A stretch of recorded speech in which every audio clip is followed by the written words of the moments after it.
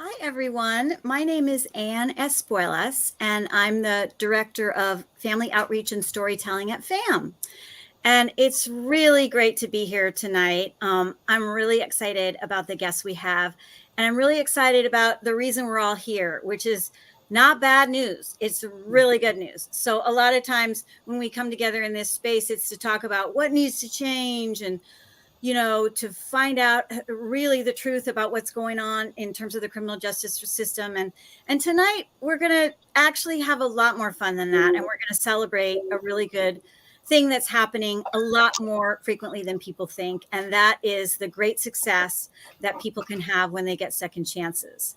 FAM is really excited this month because September 1st, we just launched our first ever storytelling project that is going to be monthly. It's an ongoing thing and it's multimedia, and it's called Free to Succeed.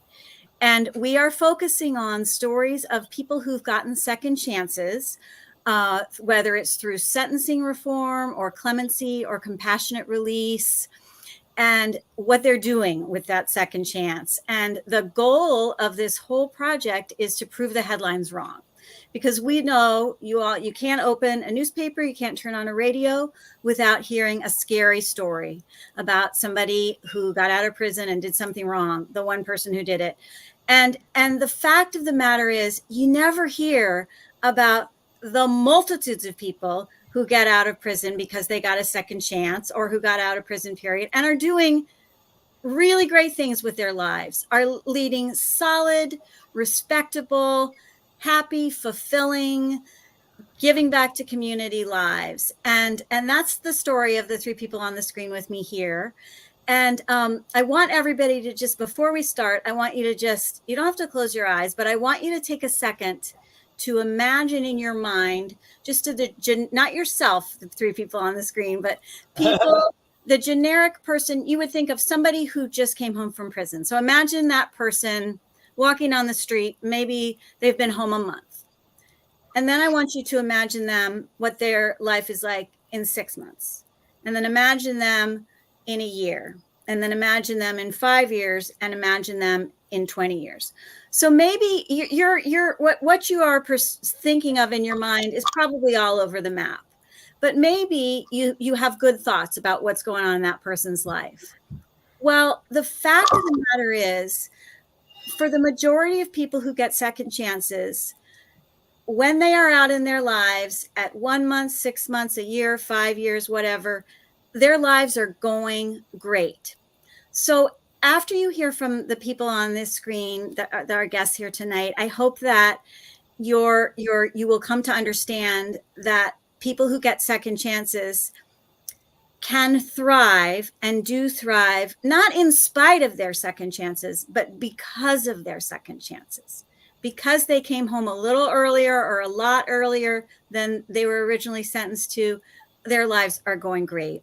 So that's the whole point of Free to Succeed. And it's going to happen every single month. We're going to have all kinds of cool, fun storytelling things, audio stories, written stories, events like these, open mics, lots of different things.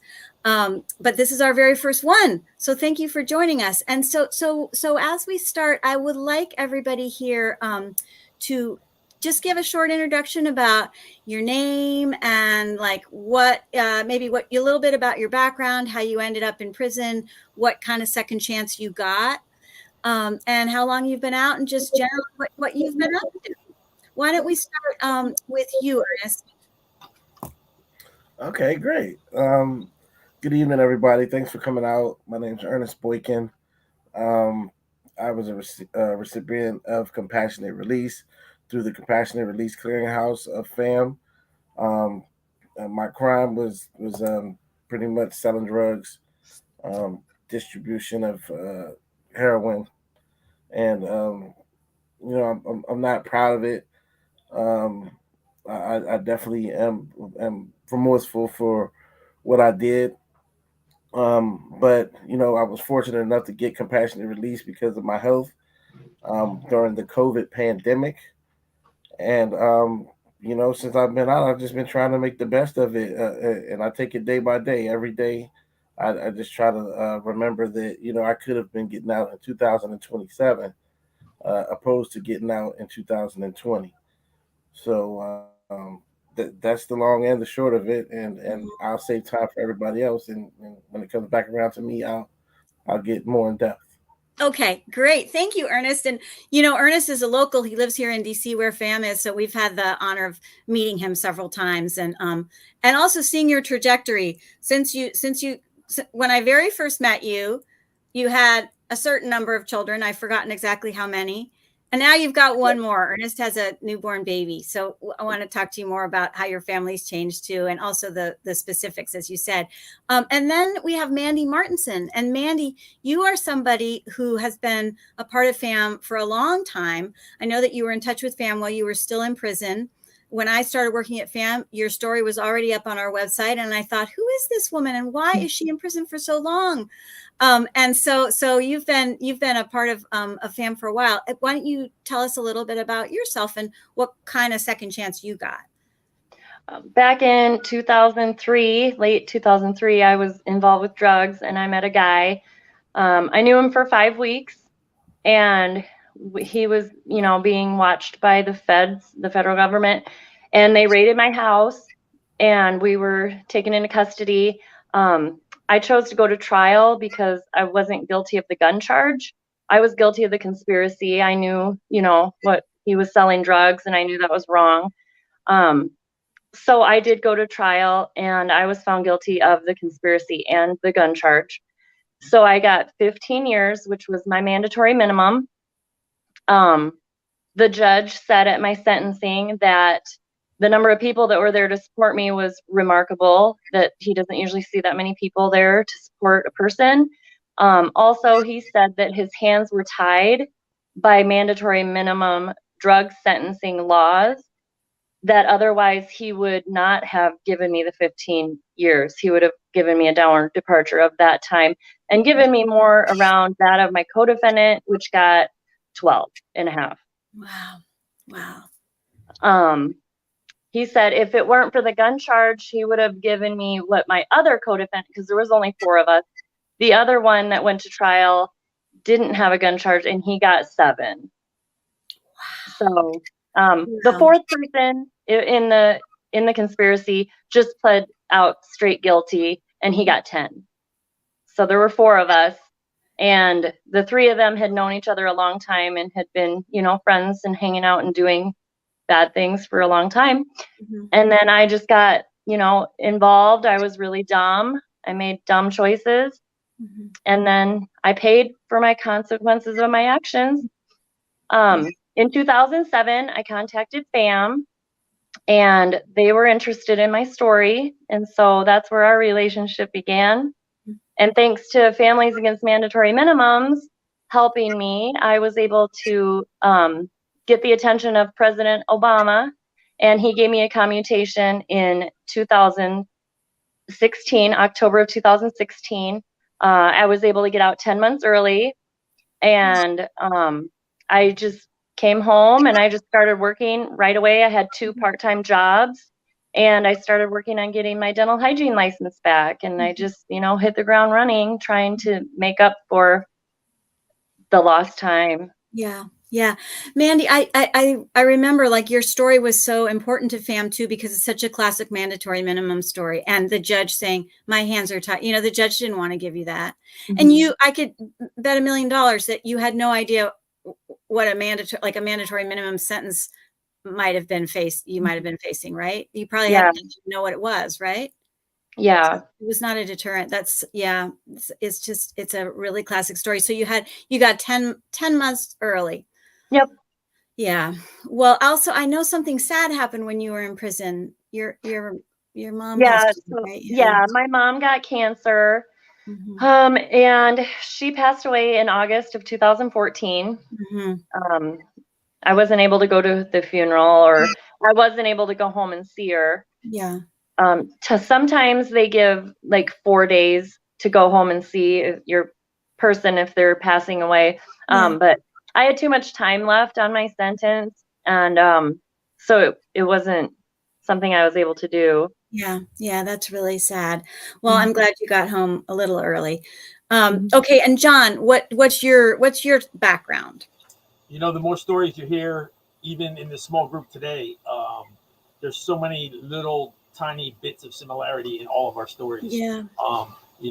And when we just heard Mandy talk about the judge saying he would have otherwise departed. Okay, that's nice that you say that, but honestly, where's the call from these people in this profession to, it's wrong, you're admitting it's wrong on the bench, but you're not doing anything about it. So I don't want to get sidetracked on that argument, but my story is not much different than anybody else's. I grew up at a small vegetable farm in southern New Jersey. My parents afforded me everything necessary to mature and grow up as a productive member of society.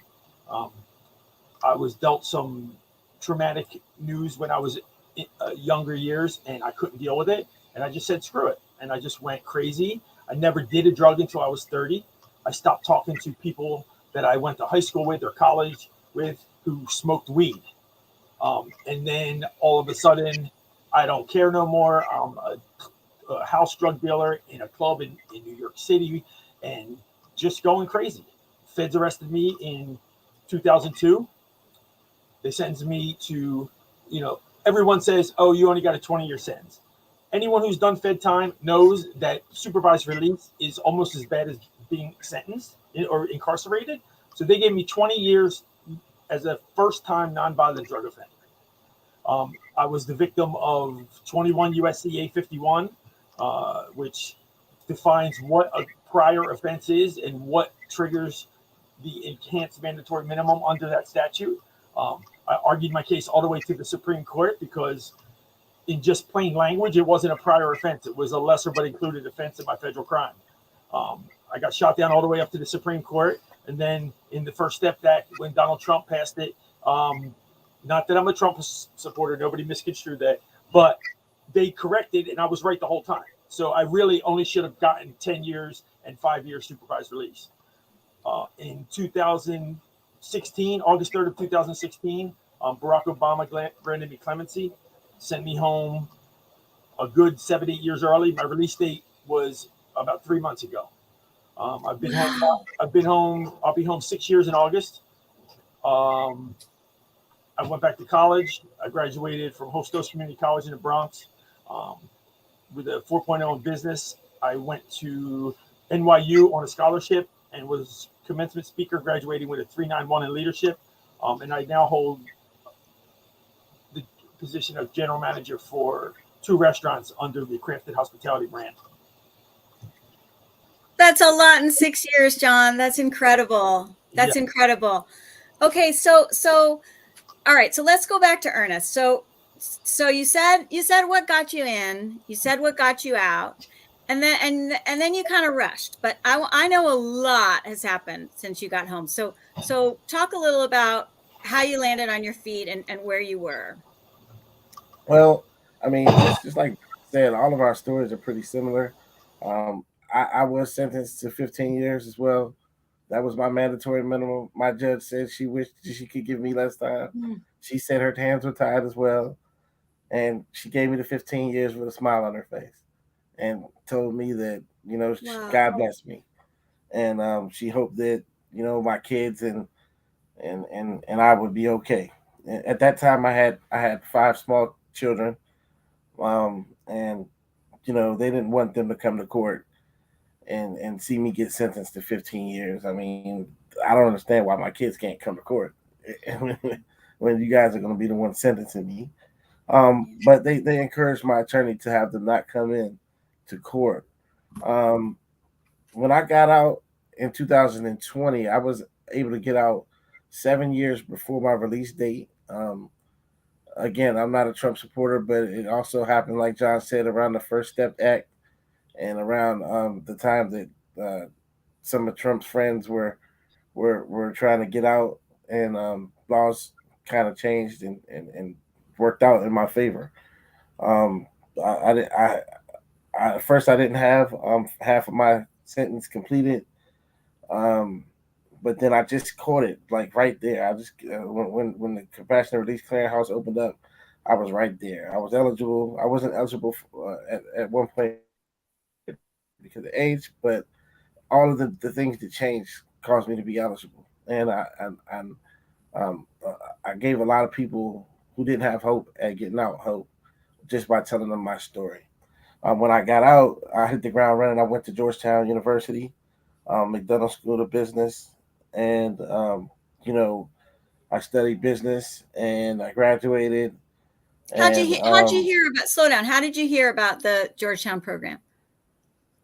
my attorney, Joanna Perales, Mm. she kind of recommended me for it. She said it would be pretty good because I had been writing while I was locked up, and she said, you should just go and see what it has to offer you. I think you would be good at it. You're a good business minded individual, and I was selected out of maybe 2,000 applicants, and so I was really humbled by that experience. And I just went and I did my best. At the end of the program, they hooked me up with an internship, and I was able to start working at a PR firm called Link Strategic Partners, and we're a community-based PR firm. We don't just believe in doing well, we believe in doing good too. So um, I really fit in really good there. I liked it. Um, I was able to rekindle a lot of my old relationships with my family, my girlfriend, things like that. That's how I was able to have a small baby.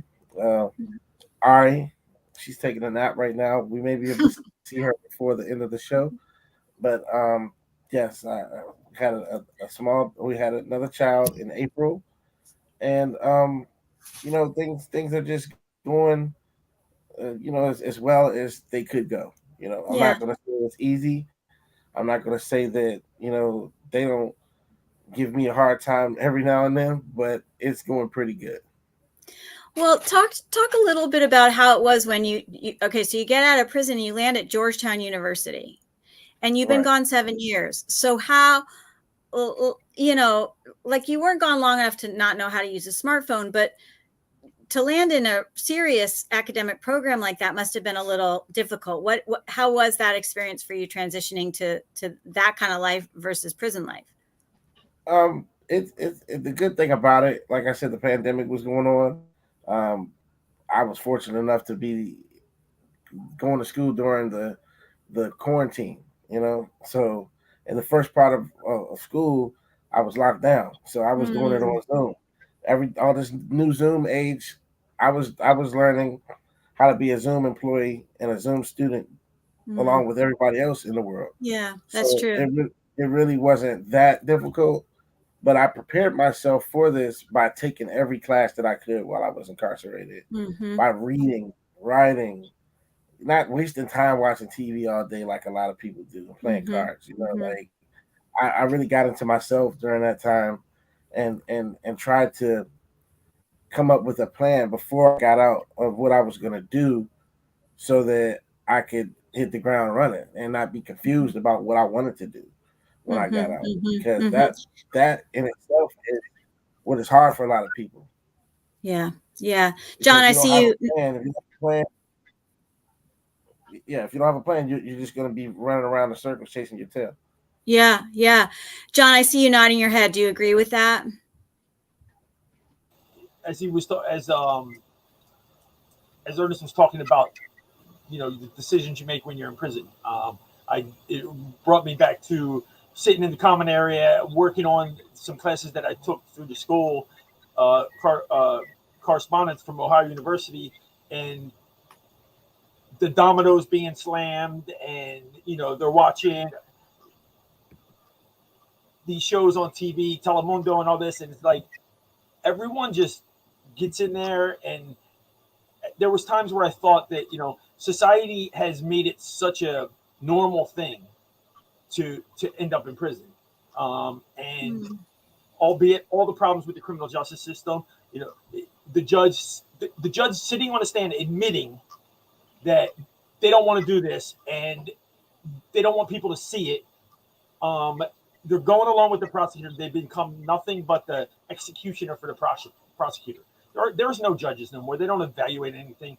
Defender characteristics are out the window, and that's a conspiracy. If that was a drug situation that was going on, and the judge was handing down the sentence for the prosecutor, it would be a charge.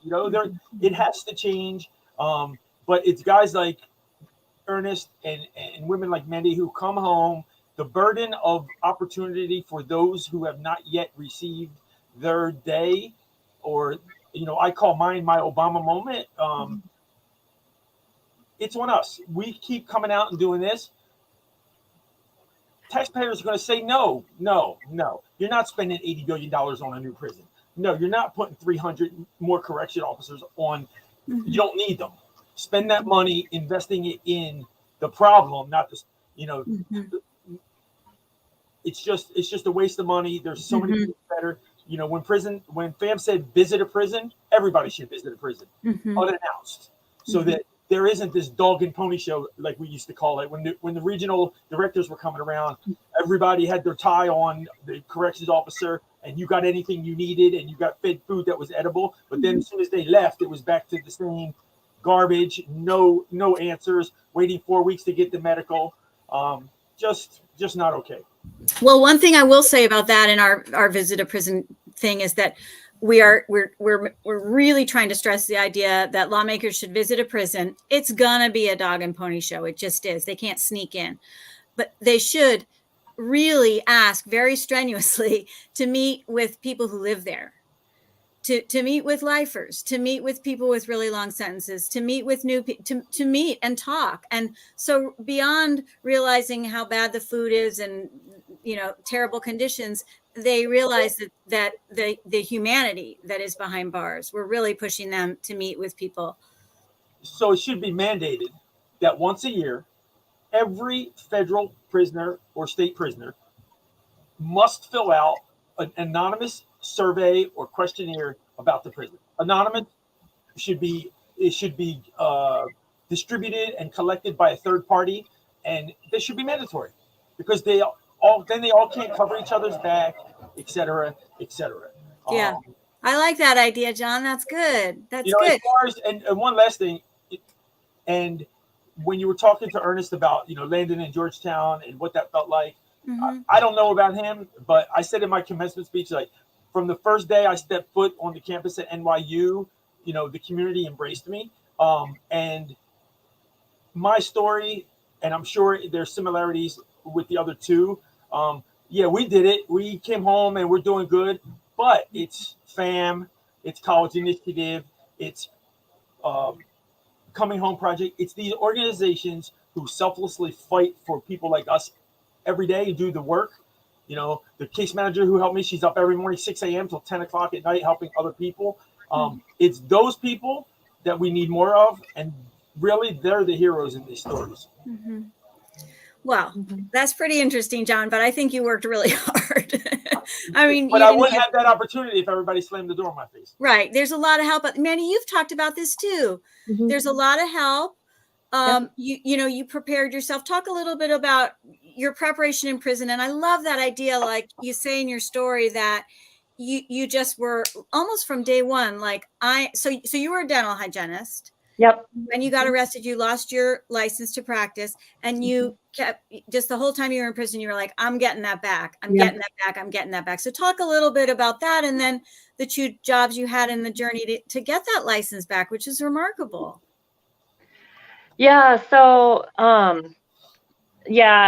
lost my license and I went to prison, and the whole time I was there, I took every course I could, trying to, just educate myself and make myself better, just in case I couldn't get my license back due to my felony charges. But I never lost that hope.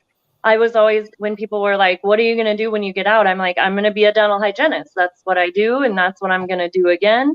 And despite going to all these classes and stuff, I really didn't have another focus. So when I got home, my sister-in-law worked for an attorney. So I got a job with him, just working over the lunch hour, basically answering the phone, doing filing and things like that. And I got a job at a fast food restaurant. So I was working more than 8 hours. But during the time that I wasn't working, I was going to the library. I was going, out figuring out what I had to do to get my license back. So then I quit my job at the fast food place. I got a job at a grocery store, and that was really nice because it was just like, you know what, I can get a different job. I don't have to stay with this job. You know, if I don't like it, I can go somewhere else. Mhm. And it felt really good to get hired. To get my license back, I had to do a lot of phone calls, a lot of jumping through hoops. There were a lot of doors that were shut because of my felony charges. Like the head of the dental board wanted me to go and take another, sorry, my last semester of school over and then do boards. Wow. Well, since I had the felonies, I couldn't get in school Yeah. because it was illegal. You can't, if you have felony conviction, you can't take that. You can't be a hygienist. So I went in front of the dental board and I pleaded my case and I just told them the truth. And so they had a meeting and they decided that I did deserve to have another try. And so I did get my license back. Mhm. And then just not even a month later, I was hired back at the same place that I used to work at. That's so great. Well, Mhm. then, okay. And talk a little bit about your personal life too. I know that something really exciting happened to you too, and something sad. Yeah. So when I first got home, the lawyer I was working for, his best friend was named Bill. And so I met Bill and he would start to come in over the lunch hour a little bit more frequently. And so then eventually we started talking more, and it took me a long time to go on a date with him. It was like a 3-month wait of just talking on like texting, which was something totally new to me too. And, Yeah. and then just seeing him like randomly at the office. So then we went on a date and it was all good. And we ended up getting married. We got married October 19th, 2019. And so I have 3 stepdaughters. They're 25, and then the twins are 22. The oldest is married. Wow. And then my dad was sick, and so he had cancer too. And I was his primary caregiver, and my work was really nice to let me spend, a lot of time taking care of my dad. But unfortunately, in October of last year, he did pass away. But, I'm so sorry. mhm. But what a gift that you were there with him. Yeah. In his final months. Mhm. That's incredible. That's Yeah. incredible. So And I was able to be with him in the hospital the whole time, and so he didn't Yeah. have to be alone, which a lot of people during COVID had to, be alone, and they Yeah. didn't get to visit their family. But so I feel really blessed and fortunate that I was Yeah. actually able to be there. Yeah, and how meaningful for him, that when you come back and you live these lives because you got a second chance and you're making the best of it. It's not just about having fun and, being free. Look what you gave your dad, that's incredible. That's incredible. Okay, Ernest, who is that? We need an introduction, please. Oh, the baby. Hey everyone, say hi to Ari. Hi, Ari. Say hi. So that's a pretty big thing you've accomplished. Oh my Yeah, gosh. that's the best thing that I've accomplished so far. Aw. Hi, So Ari. She's adorable. Yeah. thank you. She is so cute. Okay, John, I want to have you do a little time travel. So if you, well, you'd still be in prison, right? How many years? You said 7 or 8, right? What?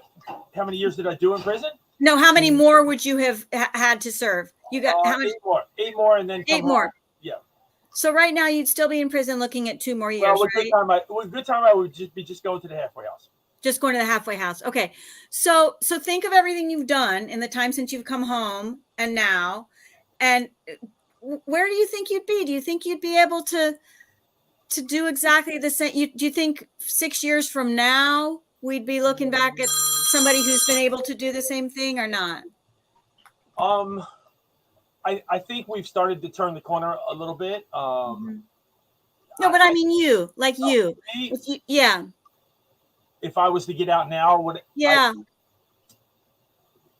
I couldn't say. When I got out of prison, you talk about being able to navigate cell phones. I remember. So when I don't know if Mandy had this, but when I was released, the Stanford Law, they're coming home. Three Strikes Project, they sent a messenger to pick me up and to take me to New York to the halfway house. We got to the airport in Alabama, I think it was Birmingham, and everyone was like this in their hand. And I said to the guy, I said, what are they? What is that? What are they? Everybody, even old people, the young people, everybody. They said, he's like, they're phones now. I'm like, phones. When I went to prison, phones were flip phones. Nextel just came out with the chirp. That was like the big thing. I was like, wow. I was lost. I would get onto the trains in New York City, and in prison, you don't really invade other people's space. You always keep 2 feet around you. You don't want to get too close. So it was just like, I was traumatized. I probably had some PTSD. I probably still have it, but I never in a million years would have thought that I could come home and accomplish the things that I have. But I think we all proved that when you open doors and provide people with opportunities, you can't just say this is bad. We have to break the cycle of a long history of this being the norm. Mm-hmm. I tell the story all the time about when I got sentenced, I asked the judge to send me as far away from home as possible. Mm-hmm. And he couldn't understand. He's like, Mr. Gargano, it's like the strangest thing I've ever heard. I said, well, not really.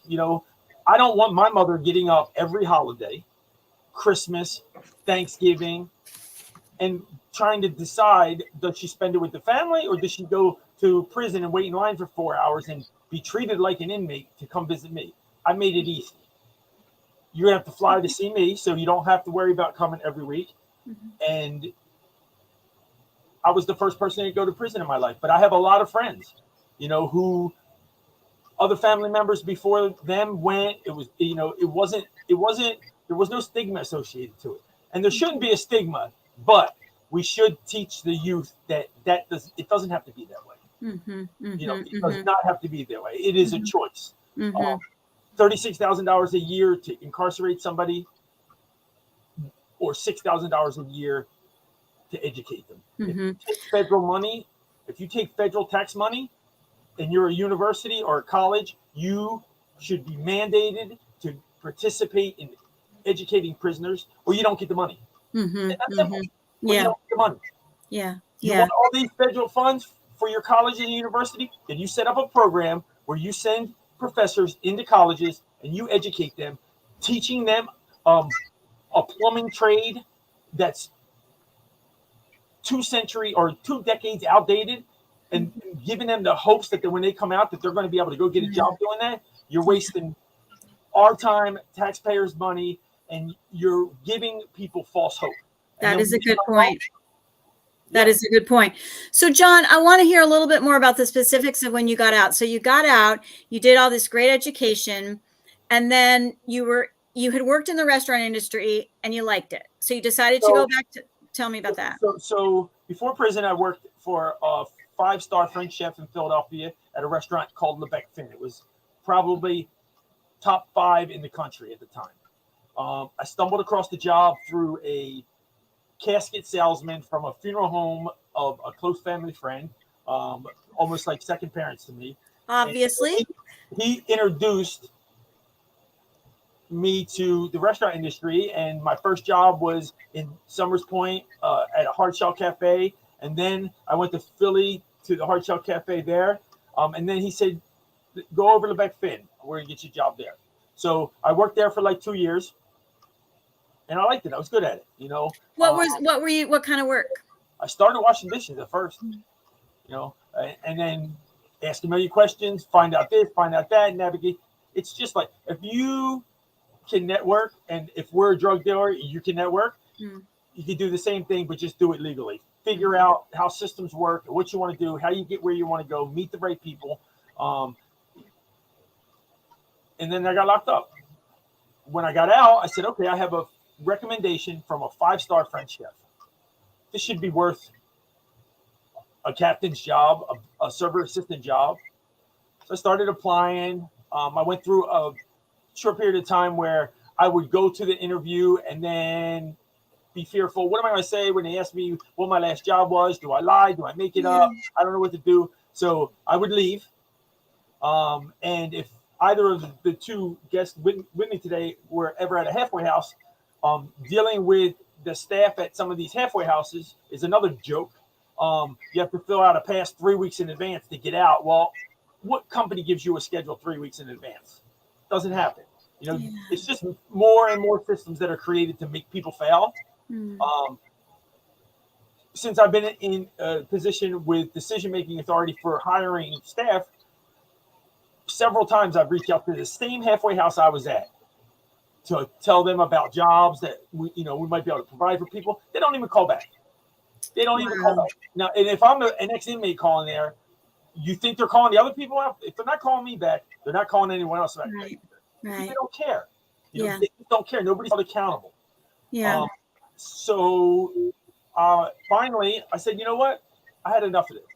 I went to a program at Employment Works in New York. They have a program for individuals justice impacted, and they come there and they teach them. What do you say when they ask you this? Go in there with an affirmative demeanor. Be confident in who you are. So there was a Craigslist ad for River Park, which is one of Tom's restaurants on 29th Street, and I planned it out, everything I was going to say before I got there. Matter of fact, I don't know what the guy who interviewed me thought, because it was like, I went in, I sat down on the couch. They said he'll be right with you.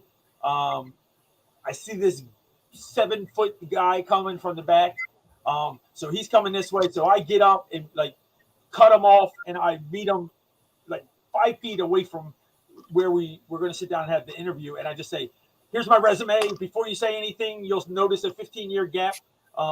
This is why it's not who I am. It's part of me, but I think you should know if you hire me. And he looked at me like I was crazy, like a lot of people do when I start talking. But and he said, I don't care about that. I care about how you're going to work. I care about you're going to come to work. I care about how you're going to treat the guest. I care about how you're going to treat your coworkers. It's so important that like all of your stories, it's so important that one person or that group of people who decided to say, like, I'll take a chance on you. I'll help you. I'll support you. And I feel like with this project and you guys talking more and more people will realize that they should do that and they can do that. And the payoff is going to be great. Don't you agree? I mean, that is the free market system that we have, right? Support businesses and support organizations that share your values. And why do you want to give your money to somebody who is going to just continue to systematically discriminate and hold people down? It's just, it's our choices. Just like we don't like lawmakers that are in office, vote them out. If you don't like business practices, don't buy from them. All right. So, John, you got some jobs and then COVID hit. So it was hard. And then you got that phone call. I want to hear about that phone call. So I started opening cans in the beer garden for $10 an hour at River Park. But I knew that was just an entry point. I needed 2 hip replacements. So I went to the Coming Home Project in Upper Manhattan at the St. Luke's Mount Sinai Hospital. I met a lady there named Iris Bowen, who just had all the right answers. Herself was a 15-year state inmate for her boyfriend's drugs, et cetera, et cetera. The same story we hear over and over again. Like Mandy, how Mandy's act or criminal act warrants the same punishment as somebody who's involved in this for a decade is how that's logical. Higher punishment. She got a higher punishment. Yeah, exactly. How do you justify that? You have to explain that to me. But Iris, the same situation. So now she runs this program and she just helps people like me. Hip replacement, housing, all of it. Started opening cans in a beer garden, just worked my way up. I was director of hospitality when the pandemic hit. I just transferred to NYU on a scholarship, and the pandemic hit. I took as many classes as I could every semester because I'm locked in my house anyway. I finished in a year and a half, my second 2 years. It was about a week before graduation, and my boss called me and he said, what's going on? I was like, I don't know. I'm about to graduate, but I changed my major from hospitality to leadership because I don't know what's going to be left of this industry. he says, well, come by, we want to talk to you. And I'm like, okay. They're like, the general manager job is open at Kraft. Are you interested? I was like, hell yeah, I'm interested. Who wouldn't be interested? You're talking about the flagship restaurant of this brand. It's been open for 21 years. Of course I'm interested.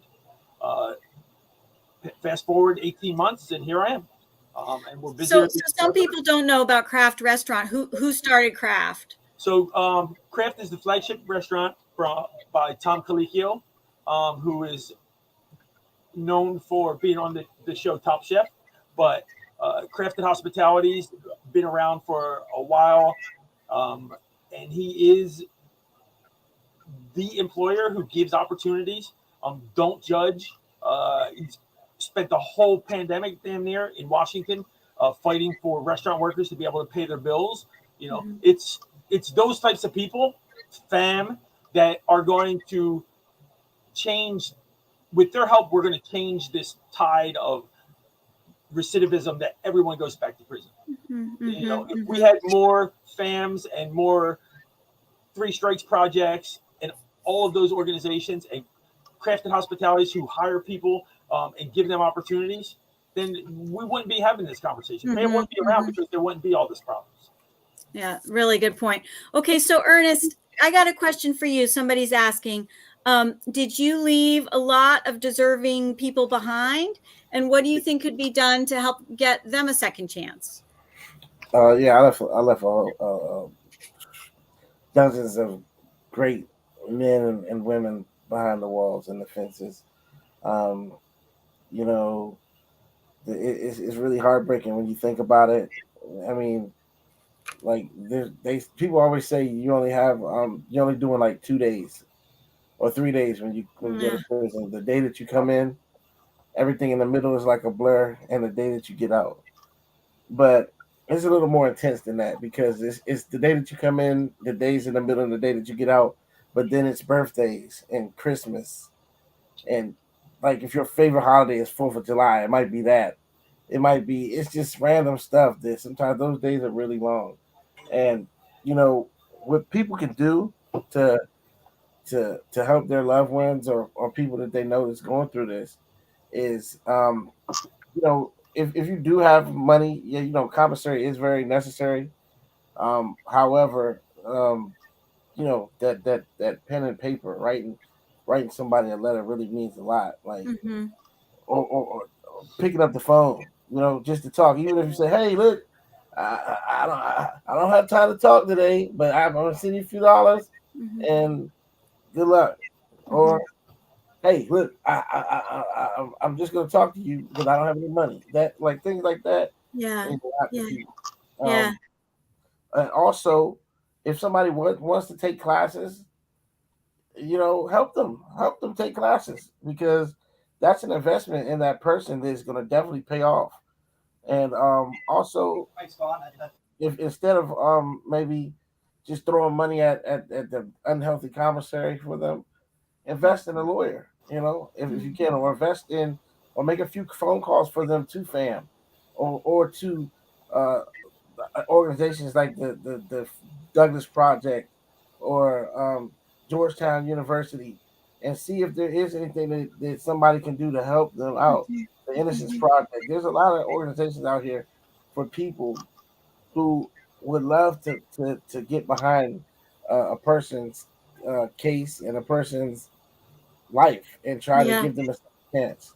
Yeah, that's great advice, Ernest. I love that. Well, I want you all to talk a little bit about that thing we always ask people, like if you had a lawmaker sitting in front of you, what would you say to them? So Mandy, you did have that soon after you got out. You're from Iowa, and soon after you got out, you had a phone call with Senator Grassley. Yep. And you can remember like what you guys talked about. And now, these years later, if he were in front of you, what else would you say? I would say, do you remember everything we talked about in 2016? It hasn't happened yet. What are you going to do to help us? I think you can write a letter and say that. Well, so what did you ask him back then? What did you ask him?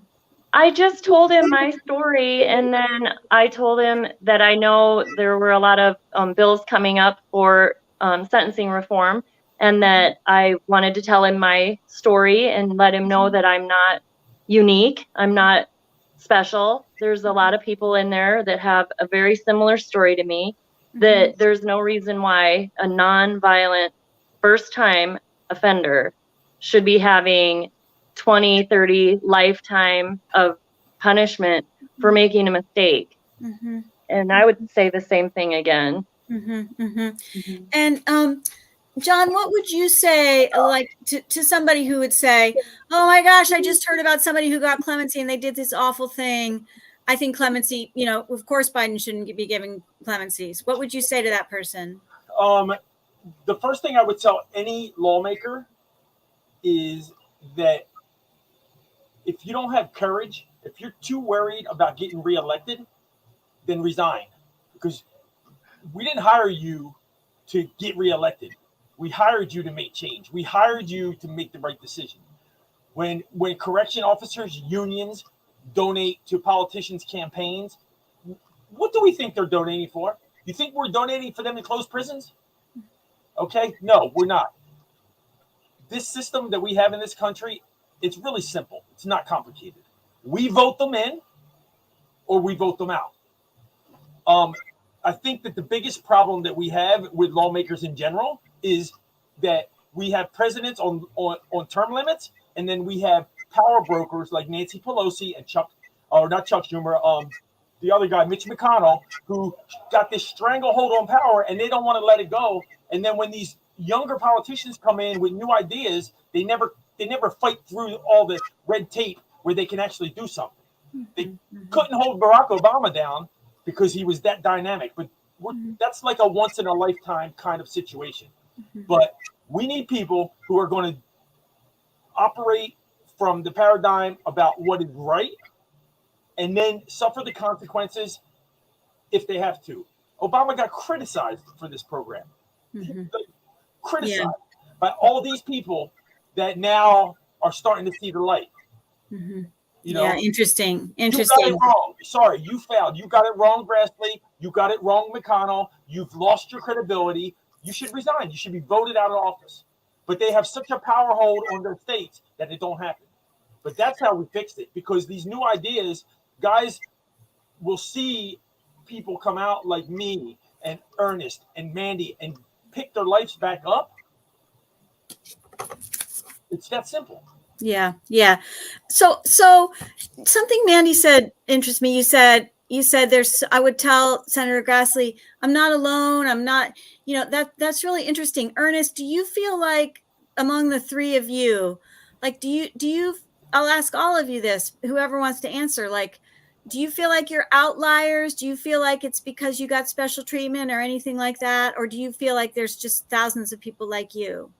Absolutely not. I don't feel like I got special treatment, because I remember when I heard about compassionate release clearinghouse, and I said, hold on, I'm about to go out there and talk to the counselor about this getting out early stuff, and the guys were over there playing cards, and they laughed at me, and they asked me, they told me, let me know how that goes for you, because things like that had not been happening. And then the day that I got the call saying that I was getting out, they were still playing cards at that same table when I was packing up and leaving out of there. And I just said, hey, y'all take all this. Y'all can have all this stuff. I just grabbed my mail and took my pictures with me. But there was something that you asked, like that I would say to the senators and congressmen and women. I would let everybody know, and I say this to a lot of people, like, if you think that you can't go to prison, then you're lost, because it doesn't take anything but like a happy hour. You go to work for a happy hour, and you have a couple of drinks with your coworkers, and you hit somebody and you kill them, or you come home and you see something that you're not ready to see, and next thing you know, you lose it. It's all kinds of scenarios that the average person could go through, and nobody's above this law. Nobody's above going to prison. It can happen to anybody. So no, I don't feel like I'm special or singled out, because I wasn't special or singled out when I got the time. It's just, just the way it played out. Yeah. Yeah. Ernest, you said when you were in prison, one of the ways you got through and kept your mind working was writing. You're probably not doing a lot of writing now because you're probably not getting a lot of sleep because that little baby, but are you doing any writing now? Yes, I definitely am working on some reentry work. Um, Definitely some fiction and nonfiction.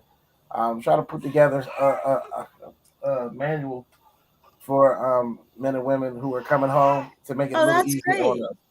Yeah, so I'm working on some things. You'll hear about Good, it first. good. Well, and how about you, Mandy? What do you like to do with your are you full time now? Are you full time dental Yep. hygienist? Yeah. Yep. And Mhm. then you're taking care of your stepkids and enjoying Well, your new marriage. yeah, they're away. Christine lives in Omaha and she's a teacher, and then the girls are in college. So, Okay.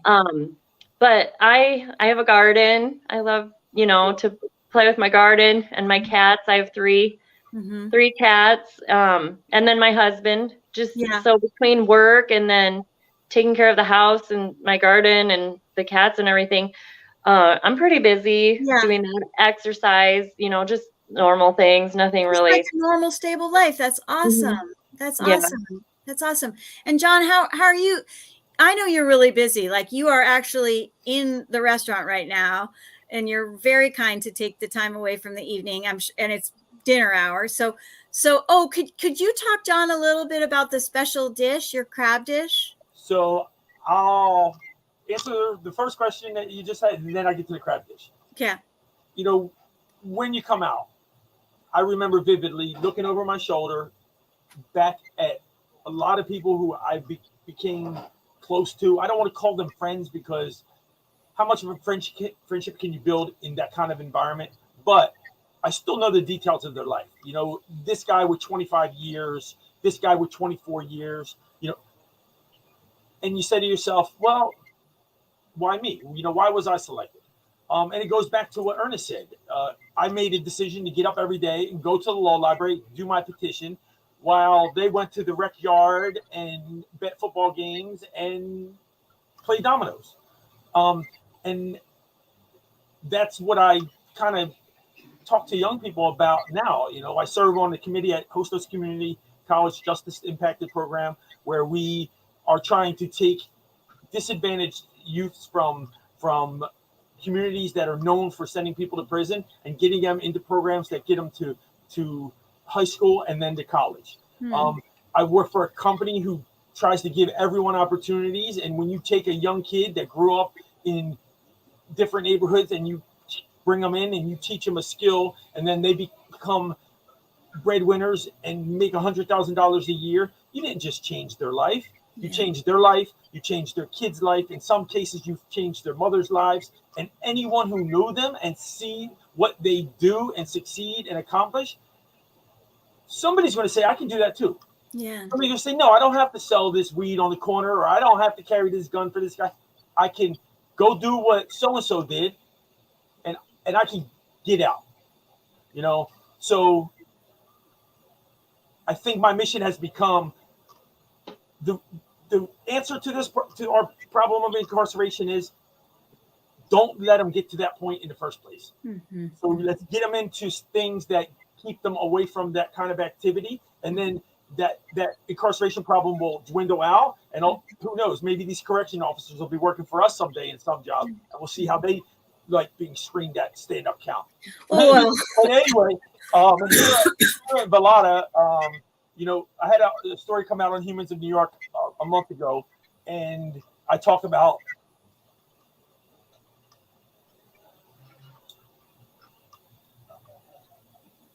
this past 4th of July. I worked on a third. We were busy. My mom's in New Jersey. It's a 2-hour trip down, 2-hour trip back. I didn't want to go in all the traffic, so I said, I'm just going to stay home. And I went and I cooked crabs, and I sat on my balcony, and I watched the fireworks on the East River.